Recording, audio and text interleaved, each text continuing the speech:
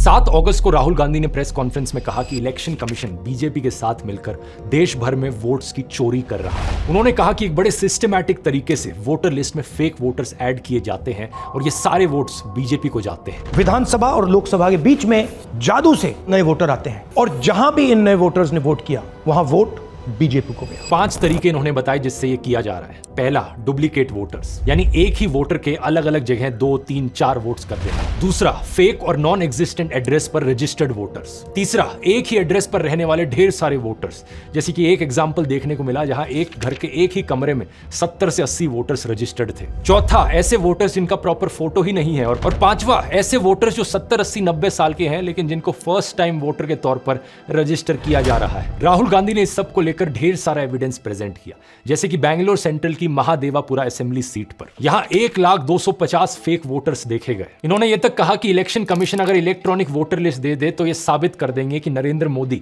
धांधली करके प्रधानमंत्री बने हैं। जब इतना बड़ा एक्सपोजे किया गया और इतने बड़े बड़े आरोप लगे तो पता है इलेक्शन कमीशन ने क्या जवाब दिया? कुछ ही सेकंड्स के अंदर वो ट्वीट करके कहते हैं कि ये एलिगेशंस मिसलीडिंग है। कोई इंक्वायरी नहीं, कोई चेकिंग नहीं, किसी एग्जैक्ट पॉइंट का कोई काउंटर जवाब नहीं, बस मिसलीडिंग घोषित कर दिया। और ऊपर से यह कहा इलेक्शन कमीशन ने कि अगर जांच करवानी है, जांच तभी होगी जब राहुल गांधी एफिडेविट पर साइन करके ओथ लेंगे कि ये सारा डेटा सही है। बताओ जरा। लेकिन कुछ मीडिया हाउसेस ने अपनी इन्वेस्टिगेशंस करी। इंडिया टुडे ने अपनी इन्वेस्टिगेशन करी जिसमें राहुल गांधी का महादेवापुर में मुन्नी रेड्डी गार्डन के हाउस नंबर 35 पर 80 वोटर्स का रजिस्टर होने का दावा सही मिला। ये 10 से 15 स्क्वायर फीट का एक कमरा था जिसमें केवल एक व्यक्ति रहता है, जिसके हिसाब से इस घर का ओनर बीजेपी से जुड़ा जयाराम रेड्डी है। लेकिन इस एक कमरे के एड्रेस पर 80 से ज्यादा वोटर्स रजिस्टर्ड थे। अब बात यहां पर यह है दोस्तों कि पहली बार नहीं है ऐसे आरोप लगे हों। दिल्ली इलेक्शन से पहले भी ढेर सारे सबूत प्रेजेंट किए थे आम आदमी पार्टी ने, जो दिखा रहे थे कि एक वोटर फ्रॉड हो रहा है। इन्होंने एक ही विधानसभा में शादरा में 11,008 वोट काटने के लिए एप्लीकेशन दी।